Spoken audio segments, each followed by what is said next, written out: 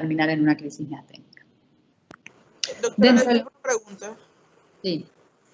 Usted ahorita estaba mencionando, disculpe, aprovechando que lo acaba de decir, que estos pacientes con estos pacientes se podía presentar dificultad al momento de extubarlos.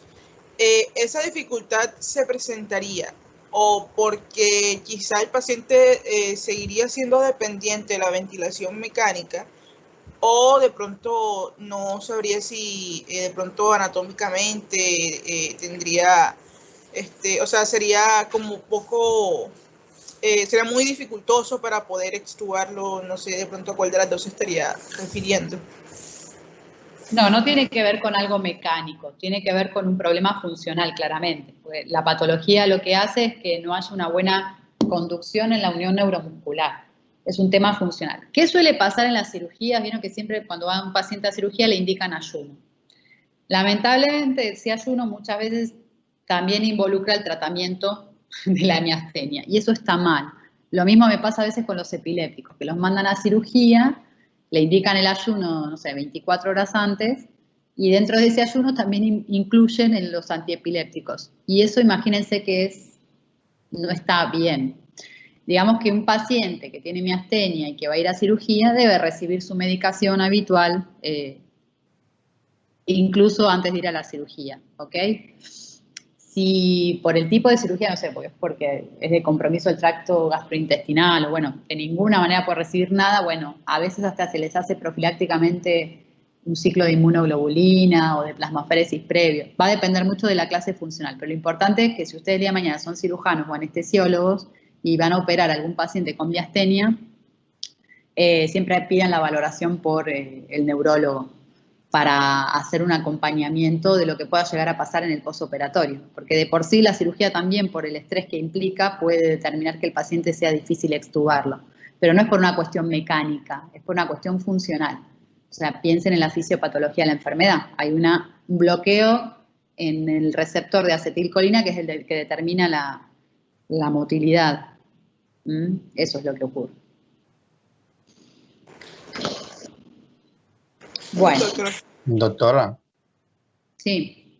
Una pregunta, como ahora que estoy hablando de la miastenia grave, como esta se encuentra relacionada con el timo, ¿pueden haber algunas complicaciones, no sé, como timomas, hiperplasia linfoide o algo por el estilo, ya que se encuentra en relación?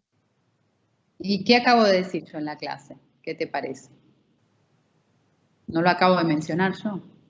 Que normalmente están en un 30% de los pacientes con miastenia, el timo o la hiperplasia tímica o el timoma, y que los pacientes que están sufriendo crisis miasténica aparecen más frecuentemente, por un 10% de los pacientes. Pues sí, lo acabo de decir en la clase. Bueno, con respecto a los medicamentos, entonces recuerden, cualquier paciente que tiene antecedente de miastenia, si ustedes lo están valorando en urgencia, que puede tener una infección urinaria, porque vino por un dolor de cabeza, porque tuvo una convulsión, tienen que pensar, bueno, a ver, ¿qué medicamento le voy a dar que no le pueda influir en su estatus funcional por su miastenia grave? ¿Sí? O si son anestesiólogos y van a participar en una cirugía, no sé, de columna, de un miasténico, cuidado con el tipo de drogas anestésicas que vayan a elegir. En cuanto a los relajantes musculares, los menos recomendados son el pancuronio y la clorpromacina, ¿sí? También hay que tener cuidado con las benzodiazepinas, con el baclofeno y el dantroleno, ¿sí? Tratar de elegir otro grupo farmacológico. Dentro de los antibióticos, cuidado con los macrólidos, con las quinolonas, ¿sí? La ciprofloxacina, la norfloxacina, esos son con los que más cuidado hay que tener. Dentro de los fármacos cardiovasculares, cuidado con el propanolol, el timonol, sí, los beta bloqueantes. Cuidado con eso, los bloqueantes cálcicos. Dentro de los anticonvulsionantes, tienen que evitar usar la fenitoína o el fenobarbital. También deben evitar la etosuximina. Entonces, inclínense hacia otros antiepilépticos. En el caso de un paciente con miastenia que tuvo un trauma craneoencefálico severo hace 20 años, él está con epilepsia, que puede pasar. Bueno, cuidado con lo que eligen. Dentro de los psicofármacos, cuidado con el litio, con la amitriptilina, con la clorpromacina, el haloperidol, que pueden como condicionar mayor debilidad en esos pacientes. Cuidado con la difenhidramina, con la morfina, la iosina. Dentro de los antirreumáticos puede coexistir un paciente que tenga miastenia gravis y tener la mala suerte de tener también artritis reumatoidea, que puede ocurrir porque son enfermedades autoinmunes de base, entonces traten de evitar de no usar ni penicillamina, ni cloroquina, ni colchicina.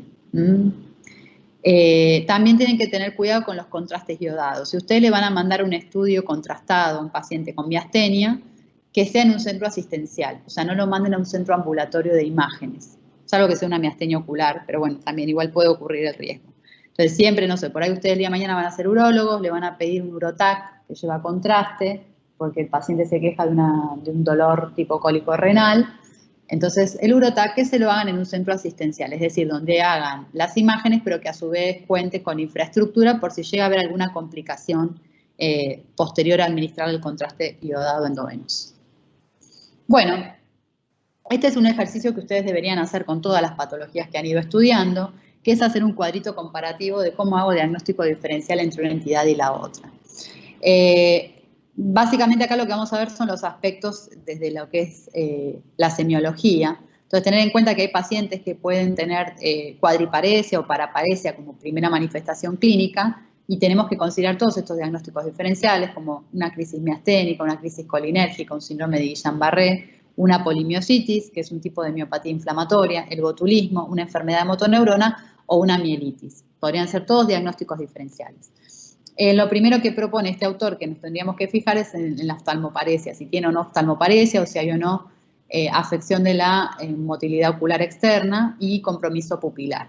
En la miastenia, si es una miastenia ocular, obviamente sí puede haber tosis palpebral, o incluso en las generalizadas también tienen además tosis palpebral, pero las pupilas van a estar normales, no va a haber afección pupilar.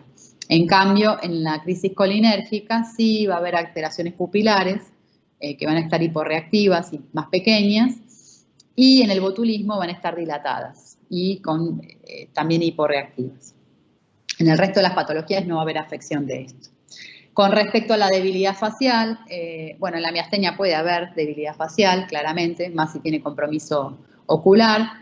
En el Guillain-Barré muchas veces el paciente cursa con diplejía facial acompañante, como si fuera una neuropatía asociada, neuropatía craneal asociada, o sea que también entraría dentro del diagnóstico diferencial.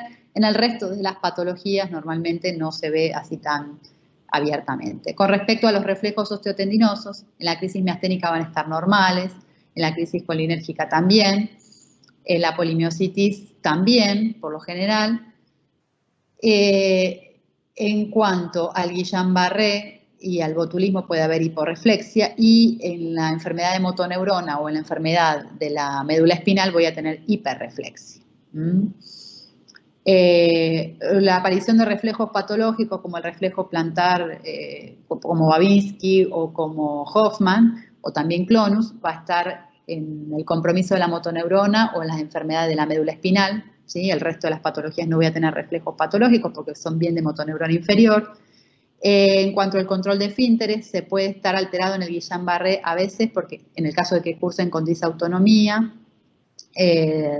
y también en el compromiso de la médula espinal. Si tiene una mielitis transversa de distintas causas, también puede haber, al igual que en el botulismo, porque también hay disautonomía en el botulismo. Bueno, básicamente es eso. Después pueden agregar los hallazgos en el electromiograma, ¿sí? Recuerden que la miastenia teníamos que hacer estimulación repetitiva, ahora lo vamos a ver, que da una respuesta decremental, mientras que en el Guillain-Barré nos vamos a encontrar con un patrón desmielinizante o axonal. En el botulismo, la estimulación repetitiva da una respuesta a alta frecuencia increscendo, ¿sí? Que es diferente la respuesta con respecto a la miastenia. Y en la enfermedad de motoneurona vamos a encontrar el patrón específico. Podemos ver fasciculaciones en reposo o aumento del potencial de unidad motora, que eso es bien típico de la enfermedad de motoneurona. Entonces, lo mismo cuando preparen sus temas de exposición, hagan este ejercicio. Pónganse 4 o 5 diagnósticos diferenciales y pongan en la tablita las cosas que son similares y las cosas que hacen la diferencia. Supongamos que el paciente debutó inicialmente con esta cuadriparesia severa y termina ventilado. Entonces yo sospecho que puede ser una crisis miasténica, tengo que solicitar la electromiografía con estimulación repetitiva y como les dije, tanto a baja como a alta frecuencia va a dar una respuesta decremental. Eso es bien típico de la miastenia.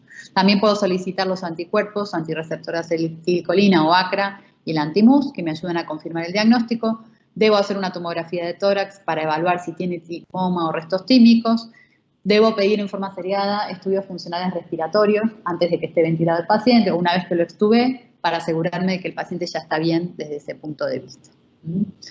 ¿Qué signos de alarma tengo que tener? Supongamos que ustedes reciben en la urgencia un paciente miasténico que le dice, vengo porque siento que me falta un poquito el aire. Y si ustedes ven que tiene disnea que se produce o empeora en el decúbito, si además tiene un trastorno de glutorio asociado que sea nuevo, si tiene hipofonía o disfonía, si tiene la cabeza caída o el signo del drop head, es decir, debilidad en el cuello o incapacidad de mantener el sostén cefálico, si tiene aumento de la frecuencia respiratoria, si lo ven que está utilizando músculos accesorios o tiene una respiración paradójica, o si vienen con un estudio funcional respiratorio que se realizaron recientemente y la capacidad vital forzada es de menos de 30 mililitros por kilo, ojo con ese paciente, es mejor hospitalizarlo para que lo valore el neurólogo, le reajuste el tratamiento y eventualmente vea que no termine con una crisis miasténica.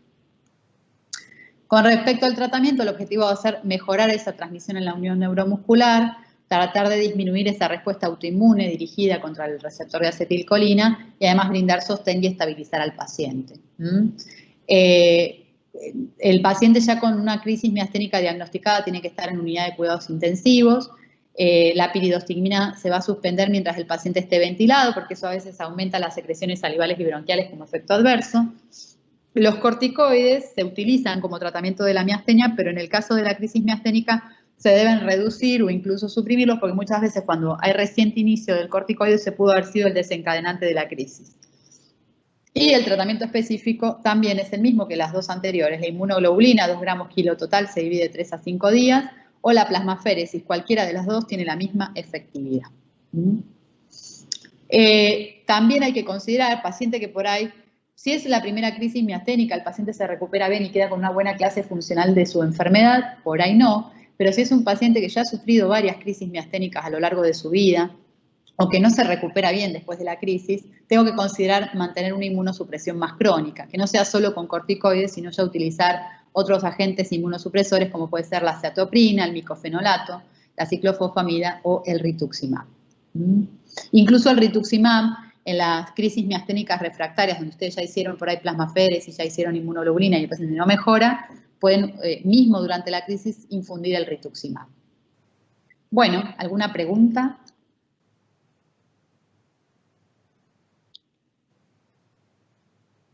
¿Alguna duda? Doctora, en el libro pues hablaban también de tratamiento de una timectomía, incluso en pacientes que no presentaban pues timoma ni afectaciones del timo, que también mostraban una mejoría en cuanto a, pues, a la miastenia grave. Pero entonces, ¿cómo, no sé, ¿cómo le vas a hacer timectomía a alguien que no tiene timo o que no tiene restos tímicos? No le sacas nada. Recuerden, el timo es una estructura embrionaria primitiva que mientras nosotros evolucionamos, o sea, cuando vamos creciendo, eso tiene que desaparecer. Entonces, si persisten esos restos tímicos, es patológico. Muchas veces puede pasar inadvertido y nunca nadie darse cuenta. Ahora, si es un timoma, ya sí es un problema porque es un tumor. Ahora, ¿cómo podrías hacer una resección de algo que no está? Eso es imposible. Entonces, siempre se debe estudiar paciente miasténico, ya sea que lo hayan diagnosticado en el contexto de una crisis miasténica o de novo, por ahí vino por una miastenia ocular, con una leve tosis palpebral y ustedes encuentran que tiene los anticuerpos positivos, siempre hay que pedir una tomografía de tórax.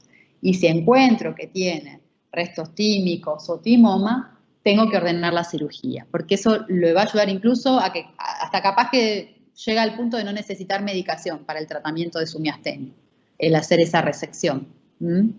Pero no puedo hacer resección de algo que no tiene el paciente. Recuerden que no siempre van a tener timoma o restos tímicos, solamente eran un 10% en los miasténicos en general, y en aquellos que han tenido crisis miasténica se ha visto que en un 30% tienen timoma o restos tímicos. Pero de ninguna manera puedes resecar algo que no está presente en el paciente. ¿De qué lo operarías? No podrías, imposible. ¿Ok? Bueno, ¿te quedó claro? Sí, sí, doctora. Hay un error de interpretación en lo que leíste. Me parece que pudo haber pasado algo así. Bueno, ¿alguna otra pregunta? Bueno, les cuento, yo he incluido lo de crisis miasténica porque acá me ha pasado, que es una patología que el médico general no la conoce. Me ha pasado de que han ido pacientes y que por ahí tienen un poquito de disfagia y le dicen, ay, tenés una amigdalitis, le dan un antibiótico, lo mandan a la casa y vuelve a los 2 días ya con una crisis miasténica. Así que espero que lo aprendan. En Montería hay gente con miastenia gravis, entonces mucho cuidado cuando sean médicos de urgencia o incluso médicos en consulta externa, por esto que les digo, cuidado, qué fármaco le van a prescribir a un miasténico. Préstenle atención si les dicen que tuvieron cambios en la voz, que no sostienen la cabeza, que tienen más dificultad para hablar, que tienen más dificultad para tragar. A ese paciente hay que darle bola. No hay que mandarlo a la casa así nomás. Hay que revisarlo y si tienen dudas, si están en una institución que cuentan con un neurólogo, bueno, piden la valoración, que lo vean y se vea bien la clase funcional, o sea, un reajuste en el tratamiento. Pero no pensar que ay, debe ser que tiene una gripita y nada más, sí, lo mandan a la casa, a los 2 días vuelve con una crisis miasténica y ya eso es una catástrofe, porque después es más difícil de sacar adelante al paciente una vez que cae en una crisis. O incluso, después de la crisis, pierden funcionalidad. Por ahí el paciente venía a una clase funcional 3A y después de la crisis queda en una clase funcional, qué sé yo, 4B, por decirles. Como que eso también le repercute o tiene un impacto en lo que es la funcionalidad del paciente. Entonces, no es gratuito pasar por una crisis miasténica. Muchas veces están varios meses en la UCI, cuesta mucho extubarlo, empiezan a agregar atrofia porque agregan una neuropatía de paciente crítico, una miopatía de paciente crítico. Si es una miastenia anti-MUS, ni que hablar porque es mucho más agresiva y empiezan a tener cambios miopáticos y ya cuando eso aparece se vuelven más dependientes de la asistencia ventilatoria mecánica y más difícil de extubarlo se vuelve eso y más complicado, incluso pueden quedar ventilados crónicos muchas veces, con una total dependencia de eso y bueno, por ahí era algo evitable. Si se agarra a tiempo, si se reacomoda el tratamiento a tiempo, nos evitamos que se hunda el barco en estos pacientes. ¿Alguna otra pregunta de Guillain-Barré? ¿Les quedó claro todo, la progresión, el pródromo? Tengan en cuenta eso, que el SARS-CoV-2 también lo ocasiona. ¿Cuál es el tiempo de oro para tratar a alguien con un Guillain-Barré? A ver quién lo sabe.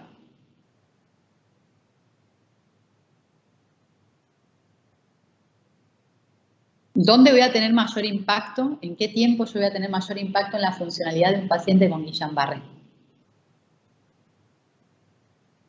Si instauro el tratamiento, ¿dentro de qué tiempo? ¿Qué les parece? Eran las primeras 2 semanas, ¿no? 2 semanas, sí. Exactamente. ¿Por qué? Porque más allá de la segunda semana, se produce esa autolimitación que es propia de la evolución de la enfermedad.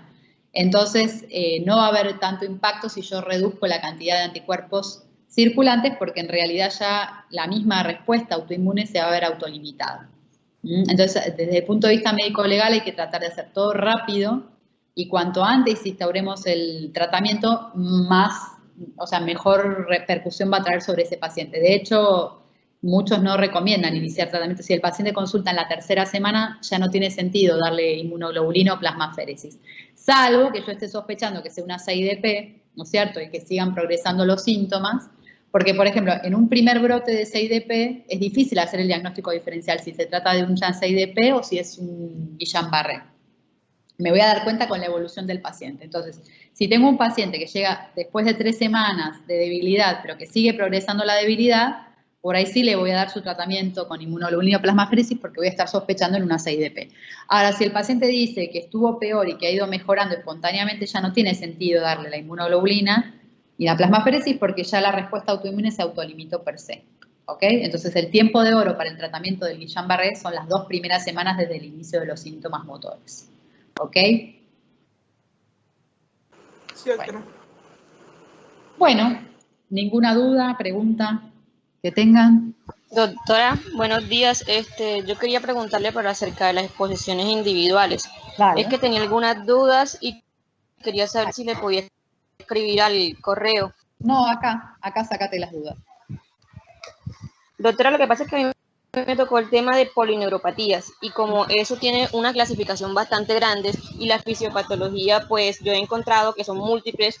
He encontrado en varias que tienen mutaciones que afectan genes expresados exclusivamente en el sistema nervioso periférico y he encontrado en otros artículos Mira, en el libro el Y capítulo, que también de acuerdo a la...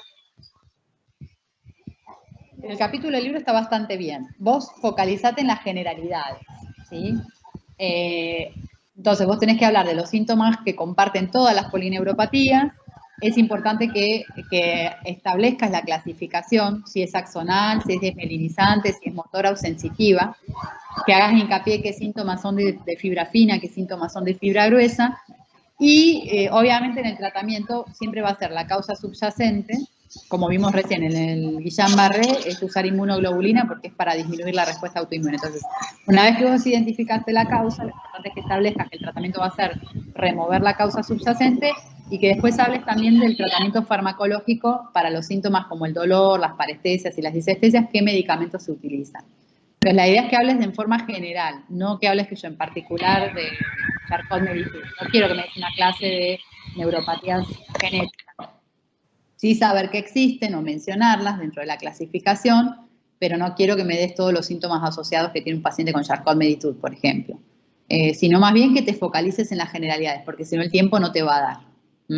Y enfócate en que estamos en medicina interna, entonces es importante que hagas hincapié diagnóstico, en cómo se diagnostica una polineuropatía, qué estudios complementarios tengo que solicitar y cuáles son los hallazgos que yo esperaría encontrar, y también en el tratamiento, que esto te digo, o sea, lo básico es tratar la causa subyacente, si es una polineuropatía diabética, hacer un ajuste en el tratamiento de la diabetes, si es asociada a insuficiencia renal, ajuste en la insuficiencia renal, si es un Guillain-Barré, inmunoglobulina, bueno, poner algunos ejemplos, y sí mencionar los fármacos que se utilizan para los síntomas sensitivos, como las parestesias, las disestesias o el tratamiento del dolor.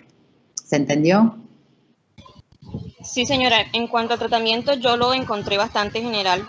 Por ejemplo, dice que dependerá de la causa subyacente y de la neuropatía, y tengo varios fármacos que se pueden utilizar. Y también quería preguntarle acerca del diagnóstico diferencial. Sí. Que bueno, hoy viste en la clase... O sea, en ese caso, tengo que colocar... Y recién viste, por ejemplo, una miastenia gravis puede ser un diagnóstico diferencial, una mielopatía puede ser un diagnóstico diferencial. Tuviste la ventaja que hoy viste diagnósticos diferenciales, ¿no? En el cuadrito que yo les presenté hoy te llevas un par de diagnósticos diferenciales. Ok. Bueno, doctora. Sí, señora, muchas gracias. De nada. ¿Alguna otra pregunta? Bueno, el cuadrito que les puse como ejemplo, aplíquenlo para lo que tengan ustedes de exposición. El día lunes lo que vamos a hacer es conectarnos por cada subgrupo. Por ejemplo, a las 9 el grupo A1, a las 9:20 el grupo A2 y a las 10 de la mañana el grupo A3. Y en la tarde, a las 4 el grupo B1, a las 4:20 el grupo B2 y a las 5 el grupo B3. Yo les voy a poner el mismo enlace y les voy a dejar escrito en qué horario se debe, conectar cada subgrupo.